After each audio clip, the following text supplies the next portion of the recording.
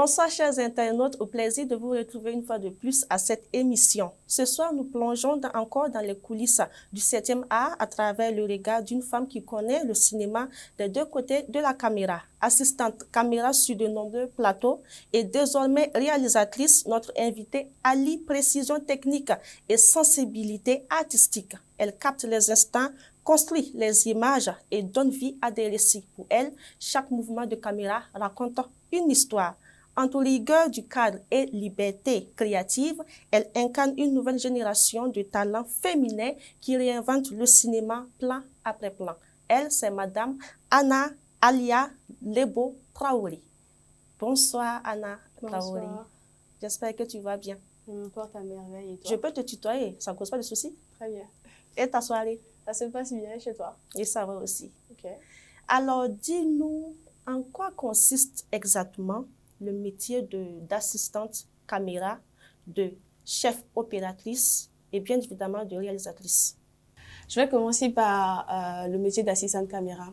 Alors, le premier ou la première assistante caméra, c'est une personne qui est chargée du bon fonctionnement du matériel image, donc tout ce qui est caméra, filtre, optique, trépied, tout ce qui fait partie de l'équipement de cadrage du plateau. Et non seulement le bon fonctionnement, la sécurité et aussi la mobilité d'une certaine façon pour que le chef opérateur puisse avoir accès au matériel à tout moment. Voilà. Et la chef opératrice, c'est quoi?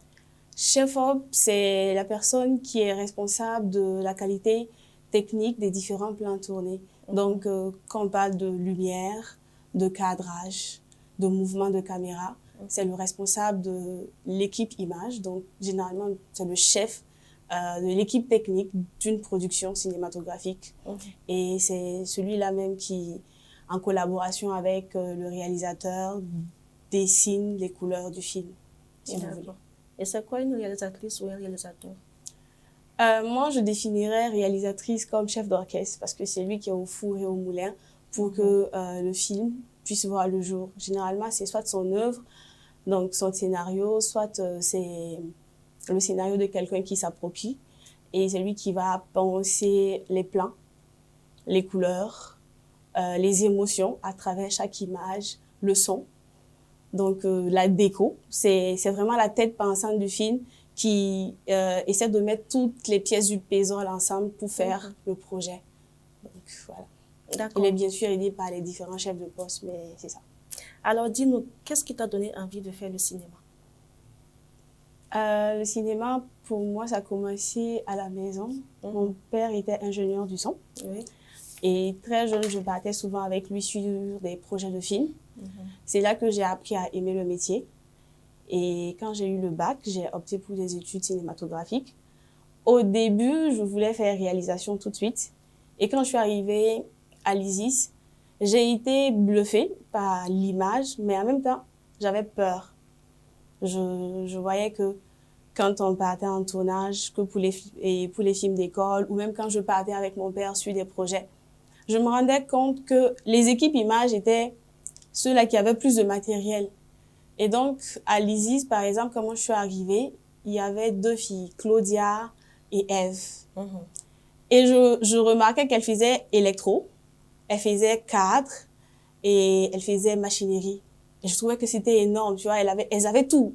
Quand on disait fin de journée, il fallait tout ranger, tout nettoyer, s'assurer qu'on a fait les backups pour revenir retourner la journée suivante. Et j'avais peur, en fait, au début de cette charge de travail que ça impliquait. Mais je pense que l'amour que j'avais pour la caméra a pris à un certain moment le dessus. Et j'ai décidé d'affronter cette peur-là en allant en image. Et il faut combien de temps pour devenir assistante caméra?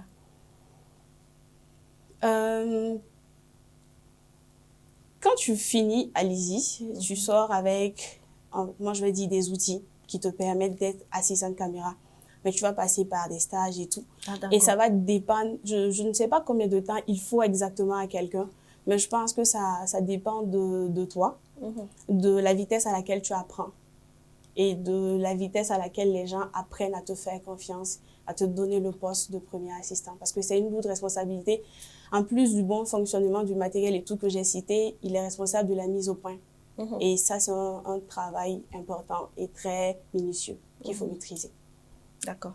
Alors, tu nous diras comment tu es devenue assistante caméra, puis passée par chef opératrice et aujourd'hui réalisatrice. Comment ça fait le parcours? Bon, comme je le disais, là, j'ai fait ISIS, j'ai été sur des plateaux, j'ai fait des stages sur des plateaux comme Douga, par exemple. Et j'étais, je sais pas, stagiaire en image. Et c'est là que tout commence sur le plateau. C'est vrai qu'à l'école, on fait des stages, mais quand tu sors de l'école, on nous dit, entre guillemets, tu n'as plus droit à l'erreur parce que tu n'es plus considéré comme un étudiant. Là, tu vas dans le monde professionnel. Donc, moi, j'ai fait des stages et c'est là que j'ai pu me décrocher des postes de 3e assistante caméra, 2e assistante caméra, puis première assistante caméra. Ça monte. Au fur et à mesure que les gens apprennent à te connaître, qu'ils te font confiance, ils te donnent de plus en plus de responsabilités. Mais pourquoi avoir choisi de passer d'assistante caméra, ensuite chef OP et aujourd'hui réalisatrice? Est-ce que c'est un circuit normal? Est-ce que ce sont des échelons qu'on grade et tout ça? Assistante caméra, chef op, on peut dire que c'est normal parce que c'est une façon de, comment on va dire, de gravir les échelons. Ah, d'accord. Donc, quand tu finis assistante caméra, c'est un métier à part entière. Hein. Il y a des gens qui décident d'être premier assistant caméra toute leur vie. Toute leur vie. Toute leur vie professionnelle, ils sont là-bas. Donc, j'ai eu un professeur, M. Thomas Ninkema, qui était premier assistant caméra. Mais si tu veux grandir différemment, que tu veux sculpter la lumière, être chef op et tout, c'est possible. C'est plus ou moins le même trajet.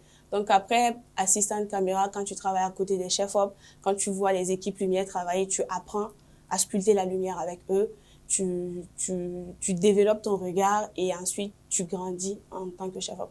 Moi, je pense que c'est ce que j'ai fait. Et pour parler de la réalisation, il faut savoir que j'aimais écrire depuis. D'accord. Et donc, à force d'écrire mes histoires dans mon petit coin, dans ma chambre et tout, et vu que j'étais venue à l'ISIS au départ pour faire réalisation, quand j'ai vu l'appel de Madame Apolline Traoré avec les ailes du cinéma pour la formation en réalisation, je me suis dit que c'était pour moi une belle opportunité d'apprendre avec quelqu'un de compétente, quelqu'un qui a fait ses preuves et qui est une figure de notre cinéma. Donc, j'ai postulé et ça a marché. J'ai pu suivre la formation et à la fin de la formation, j'ai eu la chance d'être parmi ceux qui ont bénéficié de production pour leur projet.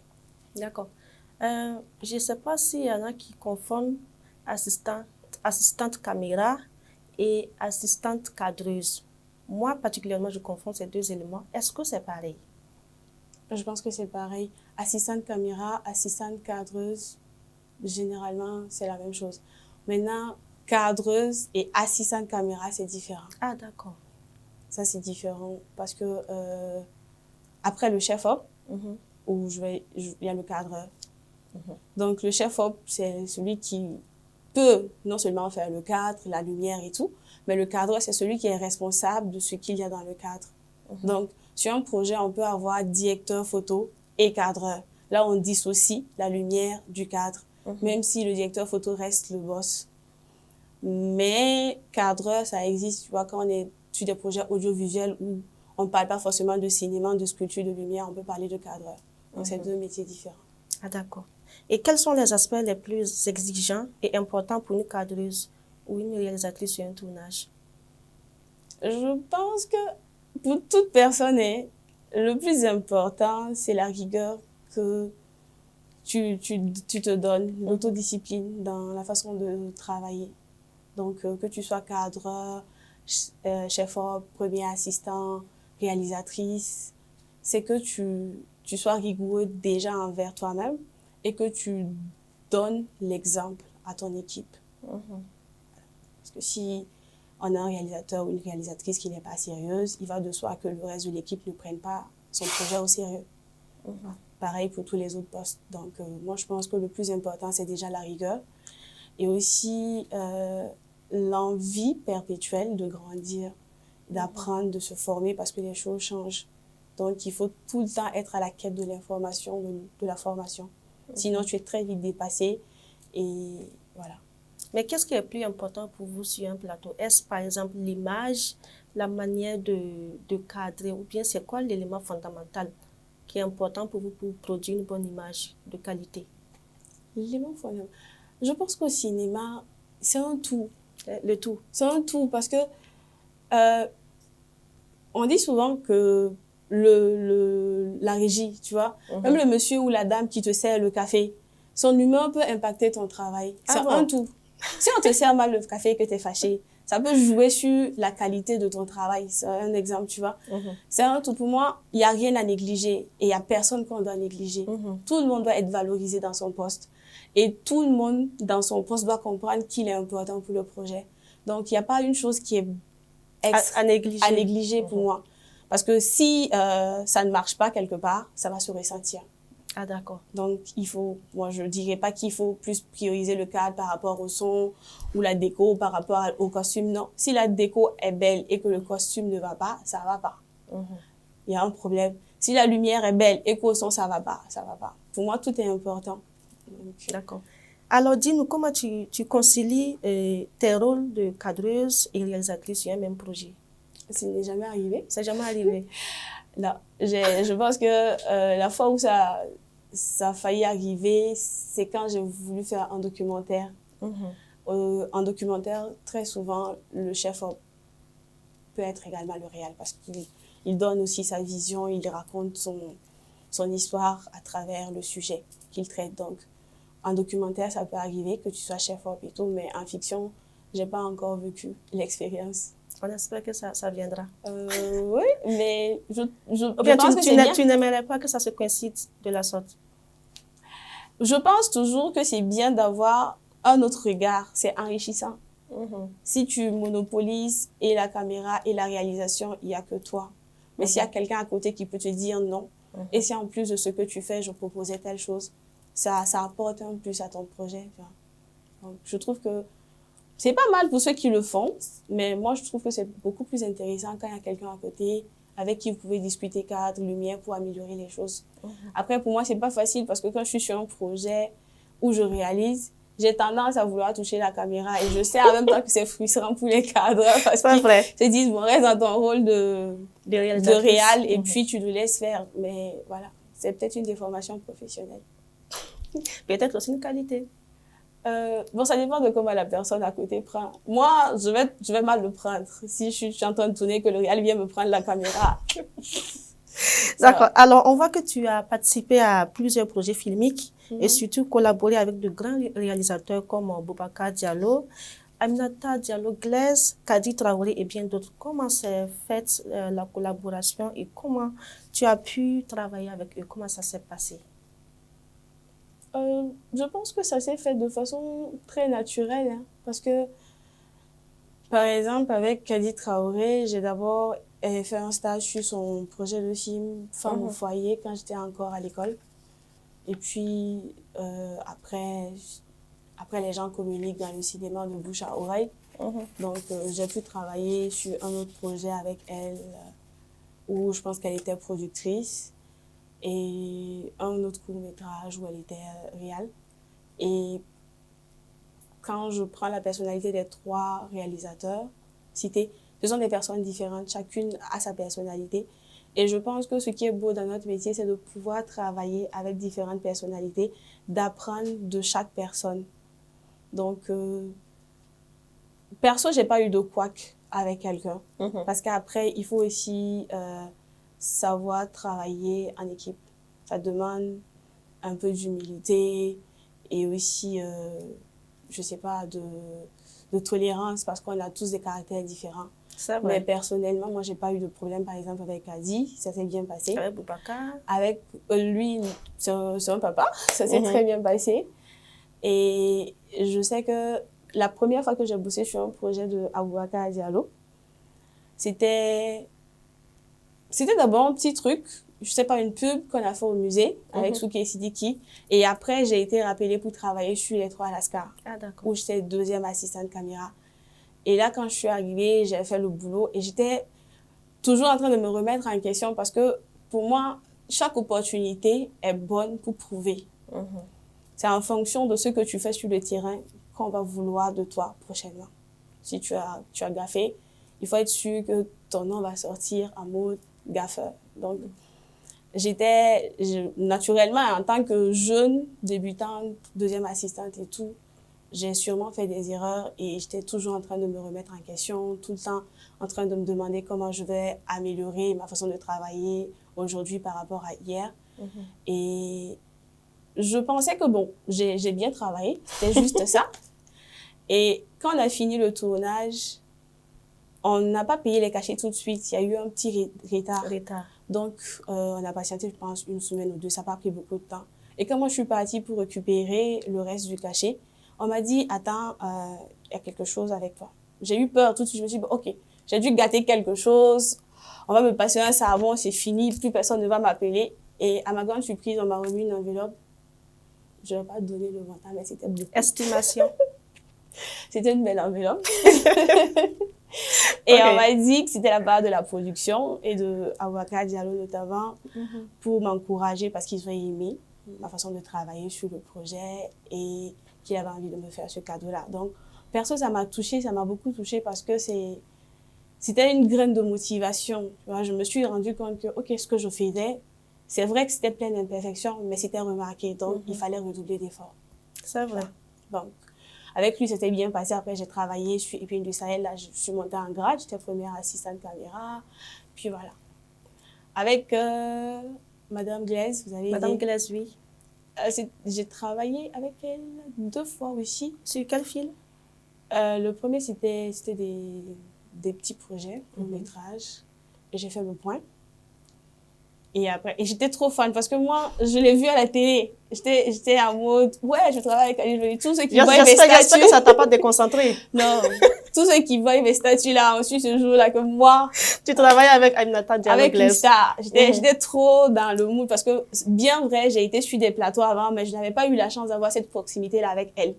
Du coup, quand je suis arrivée, je faisais le point. Elle était toujours derrière moi avec le moniteur. J'avais un assistant, je lui disais, prends la photo. Elle est à côté. Les gars, je prends la photo. La star. Ah, mais moi, j'étais bien. Et bon, elle n'a pas vraiment remarqué, mais moi, j'étais contente. Même quand elle marchait à côté, j'ai filmé un peu ici et tout. Parce que j'étais trop contente. J'étais fière d'être à côté d'elle. Et après, j'ai été heureuse d'être appelée sur, comment on va dire, Bienvenue à Kikideni, qu'on a tourné. Et là, encore, j'étais encore très heureuse parce que c'est un film qui a bercé mon enfance. C'est une série qui a bercé mon enfance. On a grandi en voyant Ladji, le curé, le chef, Marie et autres. Donc, quand je suis arrivée sur le plateau, j'étais déjà contente, impressionnée. Certes, j'ai déjà travaillé avec certains hors de Bienvenue à Kikideni, mais c'était une nouvelle ambiance, c'était quelque chose de différent. Et j'avoue que c'était une très belle expérience parce que je me suis bien amusée. Et c'est le genre de plateau où il y a une ambiance bon enfant et en même temps très professionnelle parce qu'on sait tous ce pourquoi on est là, on est concentré, même si de temps en temps, on rigole, tu vois. C'était très bien. Moi, j'ai aimé être sur ce projet. Alors, tu poursuis ton bonhomme de chemin. Aujourd'hui, tu es réalisatrice. Tu as même réalisé ton tout premier film. Et ce film, c'est un film de fiction court-métrage qui a pour titre Mia. De quoi parle ce film? Alors, Mia, c'est mon premier bébé. Et c'est un film court-métrage qui parle du harcèlement sexuel en milieu juvénile et comment dirais-je, de l'utilisation des phases des réseaux sociaux par les jeunes et aussi du regard des parents sur les adolescents qui subissent ou qui sont, comment on va dire, des victimes ou des bourreaux. Souvent, on a des enfants à la maison qui sont très sages et dehors, ce sont de vrais cas. Ce sont des bandits, des bourreaux pour les autres enfants. Et à côté, on a souvent des enfants qui subissent du harcèlement et qui sont, en plus d'être harcelés, vivent la pression parentale, qui sont opprimés à la maison, qui ne sont pas vraiment écoutés. Et avec notre éducation, on va dire, africaine, souvent, nos parents ont souvent très envie d'être sévères parce qu'ils se disent qu'il faut serrer la ceinture pour que ça reste, pour qu'on comprenne, pour qu'on grandisse. C'est ça. Mais souvent, ils oublient qu'il faut nous écouter, qu'il faut venir vers les enfants pour comprendre ce qu'ils vivent réellement. Et Mia, c'est un film qui parle un peu de l'adolescence, de ce qu'on peut vivre. C'est un prénom de... Oui, c'est un prénom. D'une jeune fille ou d'un jeune garçon? D'une jeune fille. D'une jeune fille. Ok. Donc, c'est plus accentué sur les jeunes filles alors? Mais c'est une jeune fille qui subit le harcèlement D'accord. sexuel de la part de son petit amoureux. Donc, c'est un peu Mia qui Non, mais, vit la souffrance. mais quand tu dis que c'est une jeune fille qui subit les harcèlements de son petit ami, est-ce qu'elle a l'âge même d'avoir une petite amie? Parce que là, tu parles des petits-enfants. Je parle des ados. D'accord, des ados. En milieu scolaire, au lycée. 14, 15 ans. Même si on dit qu'ils n'ont pas l'âge, oui, on sait ce qui se passe. Donc, il ne faut pas se voiler la face. Oui, c'est un moyen aussi pour combattre ça. Est-ce qu'on peut combattre? Moi, je pense que nos parents veulent combattre. Pourtant, il faut plus accompagner. Ils n'ont pas la manière. Il faut accompagner dans le sens où on peut te dire, oui, tu as le droit d'avoir un ami. Peut-être que c'est normal. Qu'à l'adolescence, c'est normal, ton corps change. Ta mentalité change. Donc, il faut mieux accompagner l'enfant que de combattre l'enfant. Parce que lui, il vit quelque chose dans son corps qu'il ne comprend pas forcément. Il est dans une période où il se croit maître, où il veut tout découvrir. Et c'est pas de sa faute. Mais en ce moment, le parent, moi, je pense qu'il doit plutôt accompagner l'enfant, lui expliquer les choses, lui faire comprendre, l'écouter, pour l'aider à ne pas tomber dans le gouffre. Mais quand on combat et qu'on devient dur, qu'on serre la ceinture, on crée une distance entre l'enfant et le parent. Et qu'est-ce qu'il va faire? Il va aller se confier à ses amis, il va se confier à Internet, et c'est là que tout va basculer. Il faut écouter l'enfant. Je pense que c'est important. D'accord. En tant que réalisatrice, comment tu cherches tes histoires à raconter? Comment tu trouves les histoires que tu veux raconter dans tes films? Je ne cherche pas. Je raconte les histoires qui me parlent. Je pense qu'on a tous été ados. Et même si on a tous des parents merveilleux, je pense qu'à un moment ou à un autre, on aurait aimé certaines choses, par exemple. Et en plus, aujourd'hui, il y a le téléphone. Moi, je dis souvent que nos parents ont eu la chance, nos grands-parents ont eu beaucoup de chance. Ils ont fait des choses dans le noir, je ne sais pas, mais qui ne seront jamais mis sous la lumière, qui ne vont jamais passer de téléphone en téléphone parce qu'il n'y avait pas les réseaux sociaux. Alors, Alia, on sait tous que dans ce domaine, c'est un milieu qui crache des préjugés à l'endroit de la femme. Est-ce que tu as déjà été confrontée à des stéréotypes ou à des obstacles liés à ton métier? Des stéréotypes, il y a des préjugés, c'est vrai. Mais souvent, j'aime dire que c'est pas forcément le milieu, c'est la société. On est dans une société patriarcale. Donc, il faut peut-être rééduquer les hommes et les femmes à penser autrement. Maintenant, dans le milieu, oui, ça arrive que certaines personnes, sous prétexte que tu es une femme, estiment que tu es incompétente ou que tu ne pourras pas assumer le poste, pas parce que tu ne comprends pas ou tu ne maîtrises pas la technique, mais parce qu'en tant que femme, il y a des restrictions naturelles, par exemple, par rapport à l'heure de sortie, d'entrée et tout. Donc, oui, moi, je sais qu'en deuxième année, quand je commençais l'image, j'étais à la cafette, à l'école, et il y a un monsieur qui est venu, qui est cadreur. On discutait comme ça. Et puis, il m'a demandé, tu fais quoi? Toi, tu fais quoi? Je dis, moi, je vais faire image. Ah, faut pas faire ça. Ça, c'est pas un métier pour les femmes. Et je dis, pourquoi? Il t'a dit ça clairement? Non, mais clair. Et puis, je dis, mais pourquoi? Il m'a dit, quand tu vas tomber enceinte, ils vont plus t'appeler. Ton métier est fini. Mais c'est vrai, non? Pourquoi c'est vrai? Qui a établi cette règle-là? C'est vrai qu'il y a des gens qui vivent mal, que ça a des complications par rapport à certaines maladies, des gens qui vivent bien les grossesses. Et ça peut te permettre de travailler, tu vois. Et en plus, ça dure 9 mois, ça, un temps. Après, tu veux peut-être prendre ton congé maternité, mais tu reviendras sur le marché du travail. C'est pas un handicap, en fait. Donc, moi, déjà, cette conception-là, je l'avais pas. Il me dit, quand je vais tomber enceinte, c'est fini. Est-ce que ton mari va accepter et tout ça? Voilà. En plus, un métier où tu sors la nuit, nanani, nanana. Peut-être tu fais montage ou tu fais quoi. Je sais pas, c'est plus stable. Tu mets le studio à la maison, des trucs comme ça. Je l'ai écouté. C'est vrai que j'avais une autre vision de ce que moi, je voulais faire. Mais ça m'a un peu, tu vois, ça m'a un peu touchée et c'est resté. C'est vrai. Et j'ai souvent fait des recherches sur des femmes cadres, chefs-op dans le monde. J'ai vu des photos de femmes enceintes qui tenaient la caméra. Et je me suis dit, OK, certaines peuvent le faire, pourquoi pas moi? Et il n'y a pas longtemps, j'ai croisé ce même monsieur en salle de ciné, il me dit, hey, ça va, tu fais toujours la caméra? Je dis oui. Ah, toi, il faut qu'on fasse un documentaire sur toi parce que les autres, les ont lâchés. Hein. Je dis, ok, je comprends pas. Donc, l'objectif, c'était de décourager les femmes. Je comprends pas pourquoi il me tient au fait que je ne devrais pas y arriver ou bien que les femmes qui font la caméra devraient à un certain moment stopper pour X, Y, Z raison. Tu vois.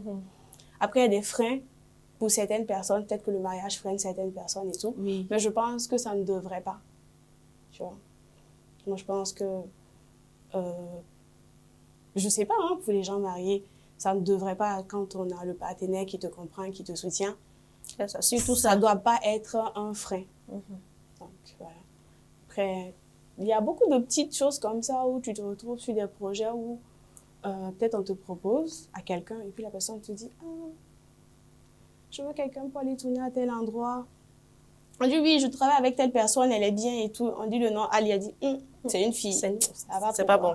Elle va pas pouvoir. » Est-ce qu'elle va supporter? Et puis le gars, il dit, mais c'est la nuit, hein, c'est en brousse. Elle dit, non, mais on est en train de travailler actuellement en brousse, c'est la nuit. Il dit, elle va pas pouvoir.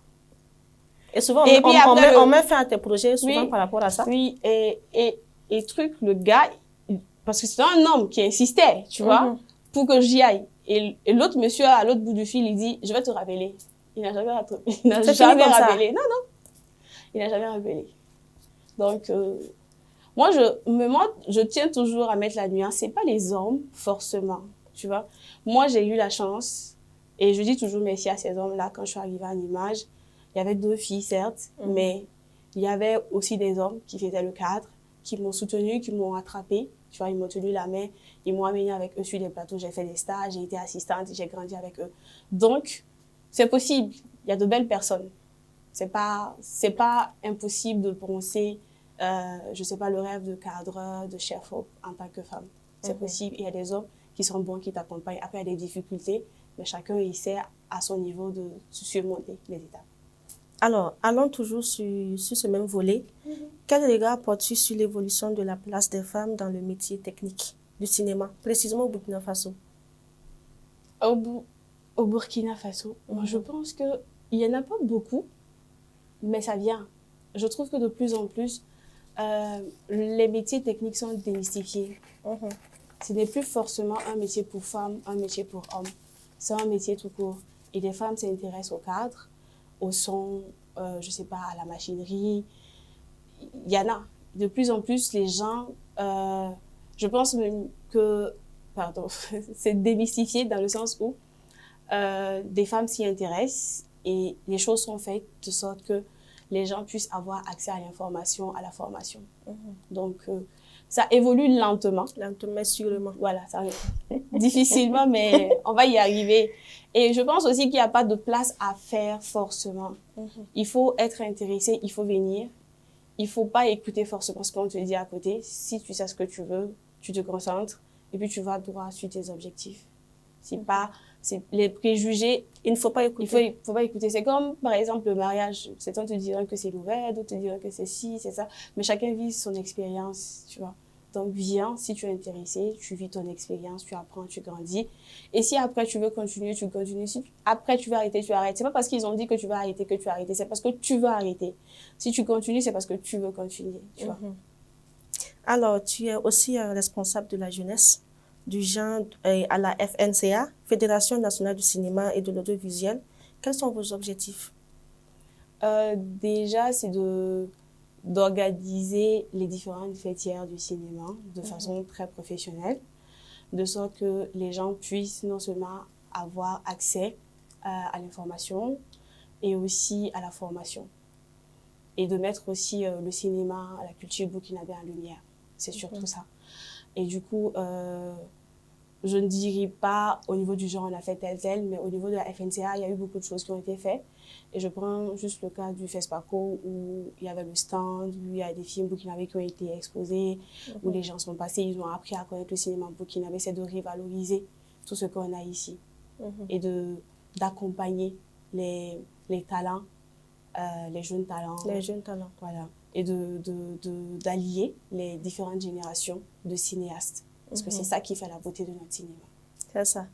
Tu interviens également dans la CCA, l'Association des cadres du cinéma et de l'audiovisuel du Burkina. Quel est ton rôle dans cette association? Je suis également responsable du genre. Ah, du genre. Oui, et à cet moment, j'ai été trésorière adjointe. Et là-bas, comme on le dit au niveau du genre, c'est encourager les jeunes filles. Toute personne, je dis les jeunes filles, mais voilà, c'est toute personne qui veut embrasser le métier, surtout les jeunes femmes à venir. C'est aussi organiser des formations. Au FESPACO dernier, on a eu une session de formation avec des directeurs photo comme Amat du Niger, et non, pardon, du Sénégal, et Aziz Diallo. Aziz Diallo, qui n'est plus à présenter. Donc, on a eu notre temps de formation, d'échange avec les aînés, et on a mis sur table, comment dirais-je, nos préoccupations, ce qui vient ajouter en plus aux échanges, à la formation, et qui booste aussi les différentes personnes présentes dans l'achat, par exemple, du matériel, dans l'amélioration de leurs connaissances sur le matériel technique et tout. Voilà. J'espère que ça se porte bien, l'association. Très bien. D'accord. Ça se porte très bien. Alors, chers internautes, notre invitée de ce soir est polyvalente. Elle fait également du slam et elle va nous dire dans peu de temps pourquoi elle a choisi de faire du slam. Alors, Alia, pourquoi tu as choisi de faire du slam? Le slam, j'ai commencé au lycée. Depuis le lycée? Ouais. Donc, ça a dévancé le cinéma, oui, en fait. j'ai commencé le slam au lycée parce que j'aimais écrire. Comme j'ai dit, je partais à l'ISIS pour faire réalisation, donc j'aimais écrire depuis. Et j'écrivais souvent des petits poèmes, des petits textes que je donnais à mon prof de français. J'aimais écrire des petits bouts de texte, des petites histoires comme ça, que je donnais à mon professeur de français, qui corrigeait, qui amendait quand on faisait le cours de poésie. J'étais particulièrement intéressée parce que moi, je suis fan des belles lettres. Et je dis toujours, je suis amoureuse de l'amour. J'aime quand les choses sont belles, romantiques et tout. Donc, j'aimais bien écrire. Et un jour, on a lancé une compétition de slam. C'est venu au Marienne, j'étais au Marienne Gabi. Et mon professeur de français, M. Siri, et un autre professeur de français, M. Soré, étaient chargés de chercher des élèves qui pouvaient représenter le Marienne. Et très vite, mon professeur m'a repéré puisque je venais tout le temps lui proposer des textes. Il m'a dit, tu vas faire la compétition. J'étais en terminale. J'ai dit, non, moi, je vais faire le bac. Il m'a dit, tu vas faire la compétition. J'ai dit, je ne peux pas faire la compétition et le bac, ça va me déconcentrer. J'ai dit, OK. Donc, c'est comme ça qu'on a été choisis. On était quatre. On représentait le Marienne. Moi, je suis allée jusqu'en finale. Et la date de la finale était à, je pense, une semaine avant le bac. Ah bon? Et dans le groupe de 5 finalistes, il y avait 4 qui faisaient le bac. Donc, on est allé voir le promoteur, on lui a dit, non, on ne va pas faire la finale. On s'en fout du slam. On veut le bac. Parce que si on rate le slam, c'est pas grave. Si on rate le bac, nos parents, ils vont nous tuer à la maison. C'est vrai. Il a dit, OK, on va repousser à une semaine après les résultats du bac. On dit, OK, si on échoue le bac, on vient pas faire la finale. C'était clair. Mais est-ce que c'était obligé? C'était obligé? De quoi? De continuer la compétition? C'est ça, je dis, si j'échoue le bac, je peux pas. Je leur ai dit ah oui, tu t'es imposé des conditions, c'est ça? Claire. Non, on leur a dit. Je dis au promoteur, je sais pas pour les autres, mais si moi j'échoue, je viens pas à la finale. Je vais aller pleurer au lieu de venir ici faire du slam. Et les autres aussi étaient d'accord. Ils ont dit, ah, si ils gagnent le bac, il n'y a pas de problème. Mais s'ils échouent, ils vont pas venir. On dit, OK. On est toutes parties. On est tous partis. Il y avait des garçons. Et on a tous eu le bac. Ah bon? Et on est revenu faire la finale. Mais avant la finale, c'était chaud, hein, parce que moi, je suis partie voir mon professeur, même quand j'ai fini de discuter avec le monsieur, je n'étais pas rassurée. Je lui ai dit, bon, moi, je vais arrêter cette histoire du slam-là parce que ça me déconcentre. Ma maman dit que quoi, nanana. Elle me soutient, mais tu vois, avec le bac, elle dit, bon, concentre-toi sur tes études, c'est mieux et tout. Après, il a dit, OK, on va faire une pause. Après le bac, on va en parler. Après le bac, la composition, j'ai dit, je ne touche pas au slam. C'est quand les résultats sont sortis que j'ai validé. J'ai dit, OK, maintenant je vais aller s'amuser. Ah, donc tu veux slammer et puis tu faisais le malin depuis. C'est comme ça que ça s'est passé. D'accord. Et après le bac, j'ai continué. J'ai fait, ça c'était face au Slam School, j'ai été 2e. Alors, suite à ta participation à plusieurs compétitions de slam, tu as même déjà été récompensée 2 fois de suite. La première fois, c'était au concours FASO Slam School, si je ne me trompe pas. C'est bien ça. School, oui. Où tu remportes plutôt le 2e prix en 2016. C'est la même année que le bac. Oui. Ah, d'accord. Ça va le bac. Et la deuxième fois, c'était au concours national de slam en 2018 à la SNC, avec le 3e prix. C'est bien ça? J'ai aussi fait le slam pour la batterie. J'étais aussi d'accord. 3e. À 3e. l'école, on se moquait souvent. On m'a dit, toi, tu aimes la 3e place. Quand tu as dit, tu t'as dit 3e. Alors, comment tu t'es sentie quand tu as reçu ces prix? Est-ce que tu t'es dit, waouh, je suis également excellente en slam? Wow, je sais pas trop, mais moi, le slam, c'est un peu un défouloir. J'écris quand je vais bien, j'écris quand je ne vais pas bien, j'écris quand je pense à quelque chose. Donc, quand j'écris et que les gens, et qu'après ça rapporte des prix, je suis contente parce que je me dis, ok, je fais quand même quelque chose de bien.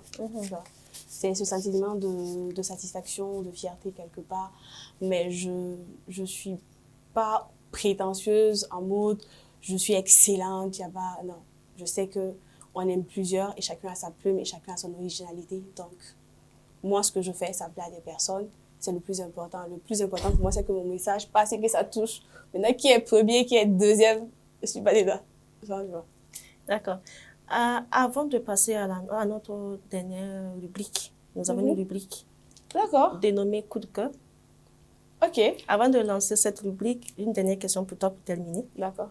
Si on te disait de choisir entre rester assistante caméra et réalisatrice, que choisirais-tu? Rester assistante caméra. Déjà... Ou réalisatrice, entre les deux? Déjà, à la caméra, je veux être directrice de la photographie. Donc, assistante caméra, c'est pas le plus, tu vois, c'est pas le plus gros poste que je cherche. Donc, par rapport à assistante caméra, je vais prendre réalisation. Mais, si tu me demandes de choisir entre le cadre et la réalisation, l'avenir nous dira. Tu ne sais pas. L'avenir nous dira. D'accord. L'avenir nous dira. On espère que peut-être d'ici 10 ans, tu auras la réponse. Ou 5 ans, peut-être. Peut-être que je l'aime et que je veux la garder pour moi. Je me dis que peut-être dans quelques années à venir, on verra une Alia Traoré, qui est une grande réalisatrice comme Apolline Traoré, par exemple. C'est le but. C'est le but. Et voilà, tu commences déjà avec Mia. On espère qu'on verra d'autres œuvres de ta part qui vont aussi faire polémique. Inch'Allah. Bonne chance. Merci. Alors, passons à présent à la rubrique coup de cœur et on revient pour la suite.